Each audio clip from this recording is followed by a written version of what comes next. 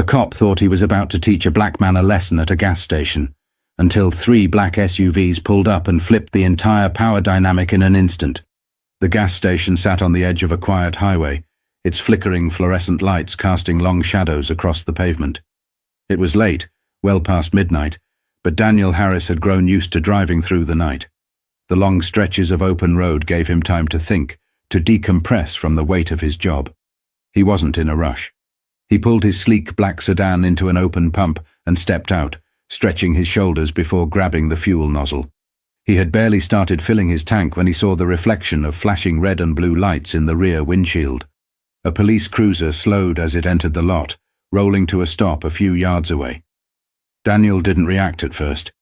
It wasn't uncommon to see patrol cars doing their rounds, checking for drunk drivers or suspicious activity.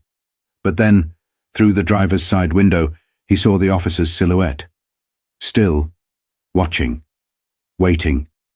The door swung open and a young cop stepped out, adjusting his belt as he approached.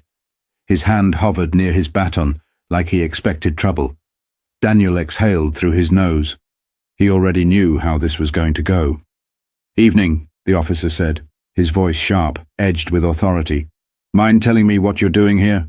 Daniel turned, resting an elbow on the roof of his car. "Getting gas."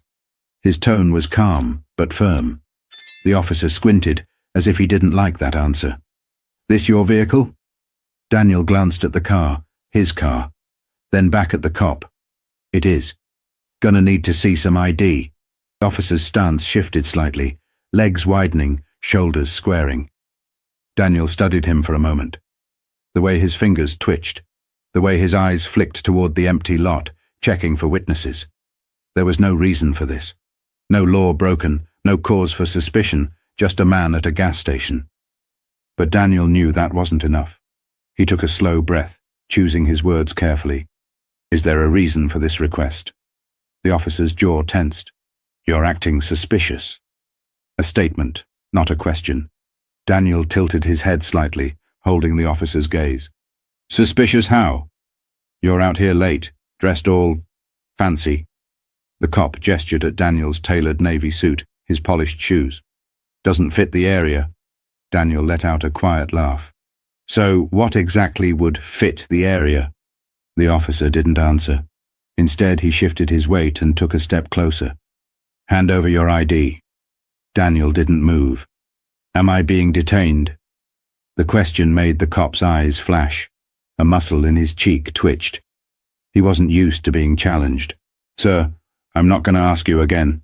His fingers grazed the handle of his baton. For a moment, neither of them spoke. The gas pump clicked, signaling a full tank, but neither man moved to end the standoff. Other customers lingered at a distance. A man adjusting his side mirror pretended not to notice. A woman refilling her soda at the station's entrance slowed her steps, watching carefully before quickly slipping inside. Daniel had been in situations like this before, too many times to count. He knew how they ended if handled the wrong way. But this time, something in the air felt different. And the officer? He was just getting started. The air between them felt heavier now. Daniel could see it in the officer's stance, feet planted wider, chin slightly raised, like he was waiting for an excuse. Daniel wasn't about to give him one. "I asked you a question," he said, voice measured. "Am I being detained?" The officer took another step forward, now close enough for Daniel to see the sharp glint in his eyes. "You're being investigated." "For what?" The officer scoffed. "Loitering. Acting suspicious." Daniel exhaled slowly. He could argue, call out the absurdity of it. But he knew how quickly things could escalate when a cop like this got his ego bruised.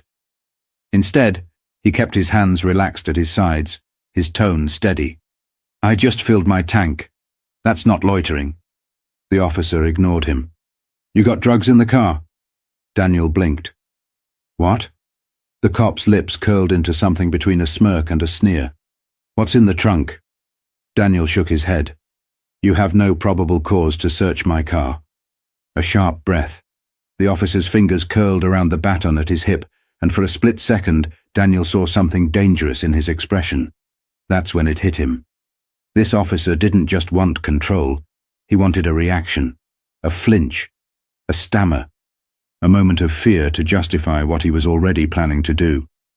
Daniel had seen it before: the false charges, the resisting arrest accusations, the injuries that later became self-inflicted.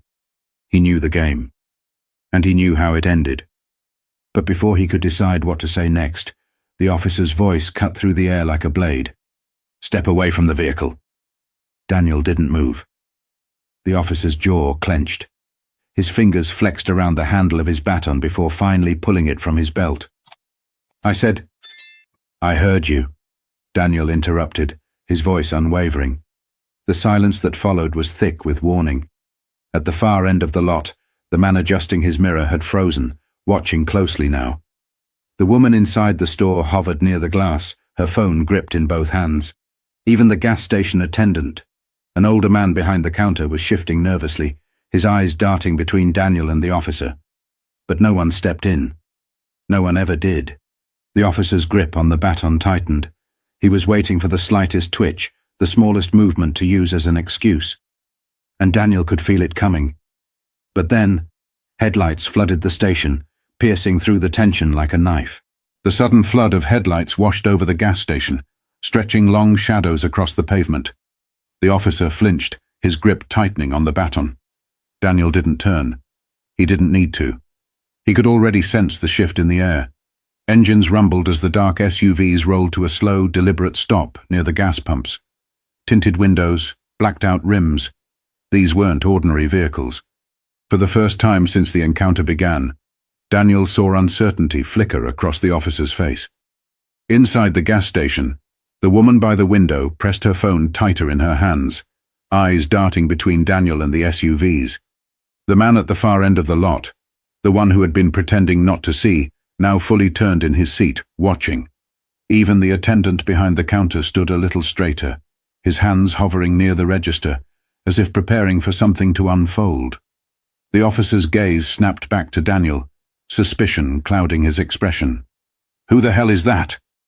Daniel didn't answer. The SUV doors swung open in near unison. The unmistakable click of dress shoes against pavement followed. The men who stepped out were sharp, well-dressed, clean-cut, moving with quiet precision. But it wasn't just the suits. It was the way they carried themselves. Straight backs, unwavering focus, earpieces tucked discreetly behind their ears. The officer's entire posture shifted, his confidence wobbling just slightly. He wasn't stupid. He recognized the stance, the controlled movements, the type of people who didn't walk into a situation. They entered it with purpose. His eyes flickered between them and Daniel, trying to piece it together. And then, one of the men, a tall figure with salt and pepper hair and a no-nonsense expression, stepped forward. He didn't even glance at the cop. "Sir," the man said, his voice cool, professional. "Are you all right?" He was speaking directly to Daniel, ignoring the cop completely. The shift was immediate. The officer stiffened. His grip on the baton loosened ever so slightly. He took a half-step back, clearing his throat. "What's going on here?" The agent didn't respond. Instead, two more men from the SUVs took position near Daniel's car, their eyes scanning the scene, reading the moment like trained professionals. The officer swallowed hard. Daniel, still calm, met the cop's gaze. "I was just explaining my rights to him." The words were simple, but they landed like a hammer. For the first time, the officer hesitated.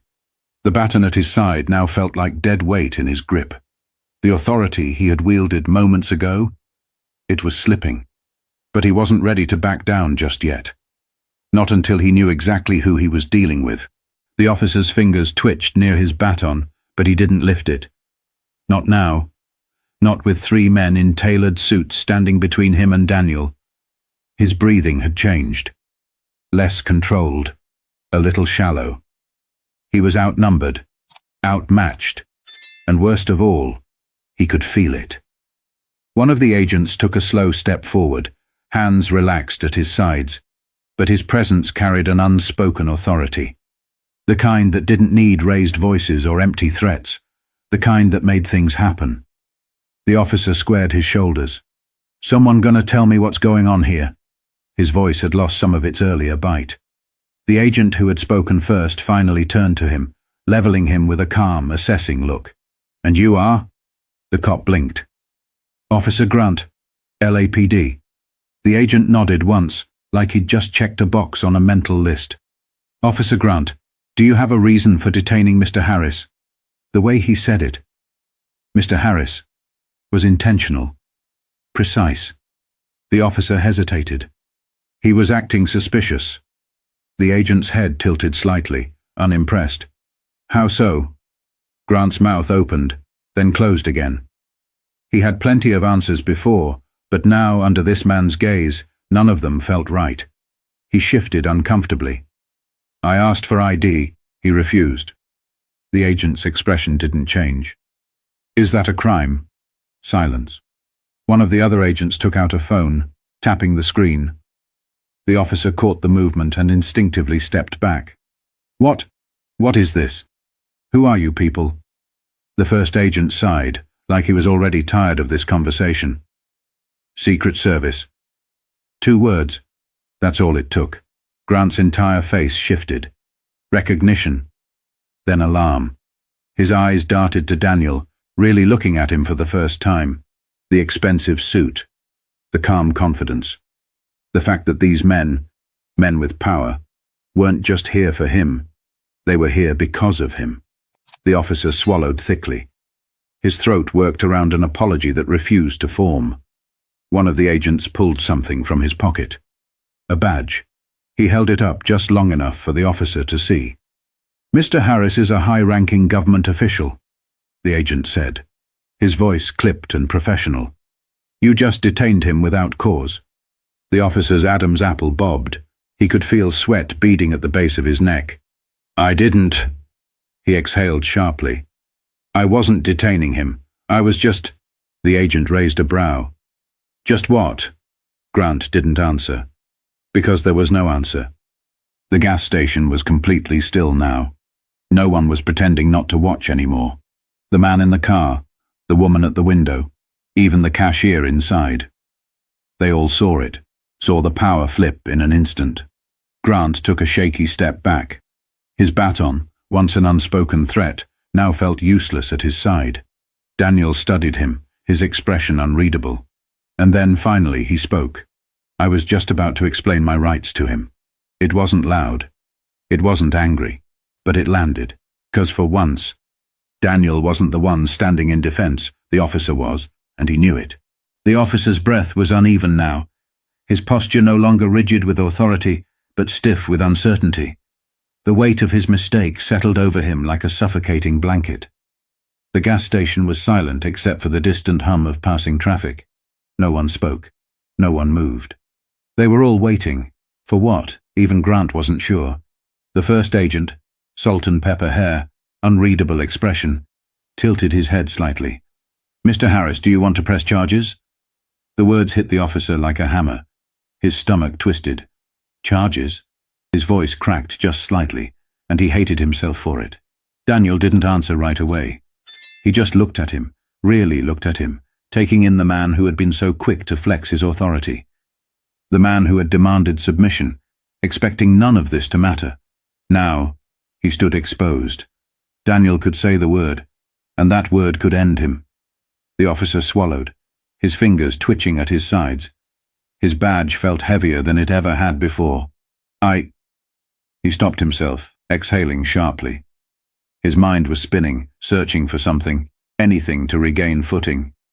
"Look, I didn't know who you were." A weak excuse. An admission, though he probably didn't mean it that way. Daniel let out a quiet breath, shaking his head just slightly. "That's the problem," he said. "It shouldn't matter who I am." The officer's face burned. Another agent took a step forward.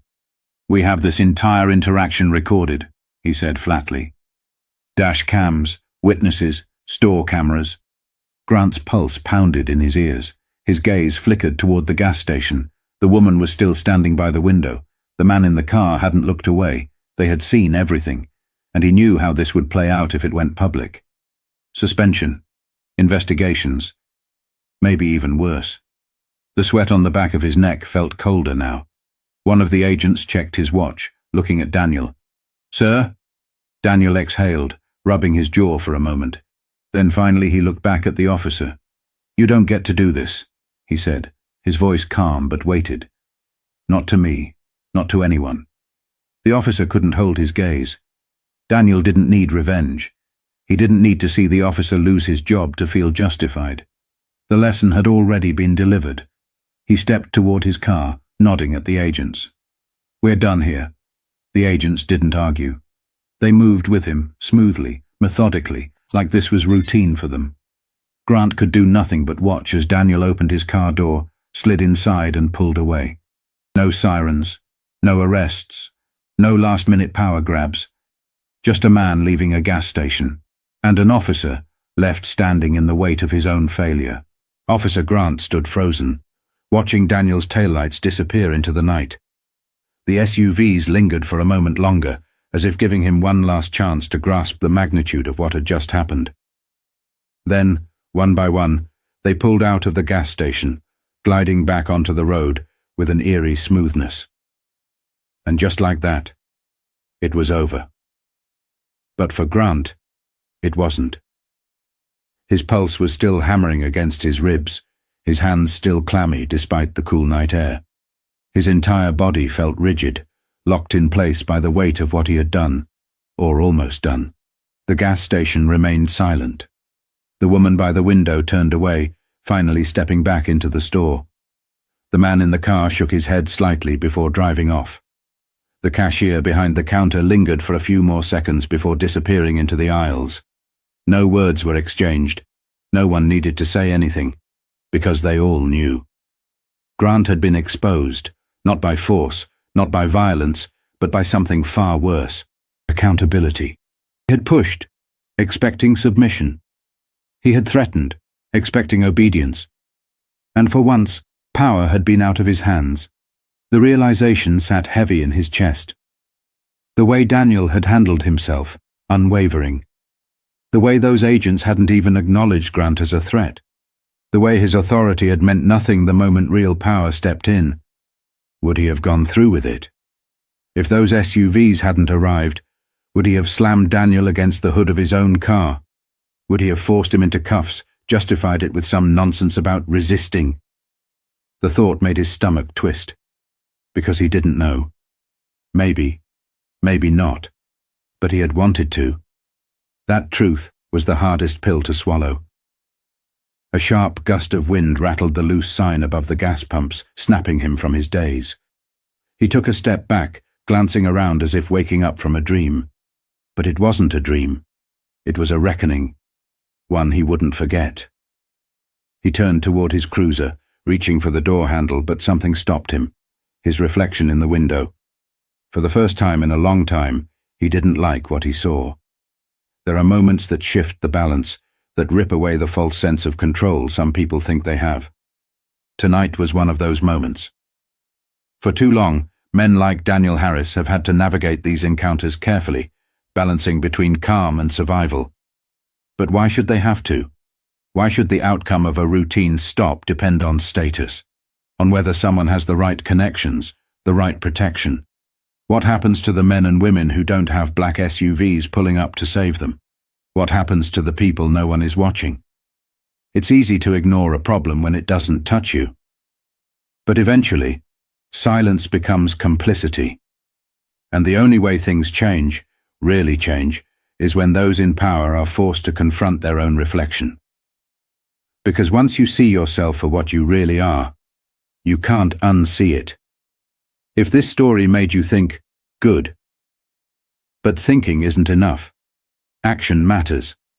Awareness matters. Too many people don't get the chance to walk away like Daniel did. Too many people don't have the privilege of proving their humanity after being treated like a threat. If you believe in justice, in fairness, in a world where who you are matters more than how you look, then make sure to stay informed, speak up, and hold people accountable. Because the next time a moment like this happens, who will be watching? Who will be standing on the right side of power?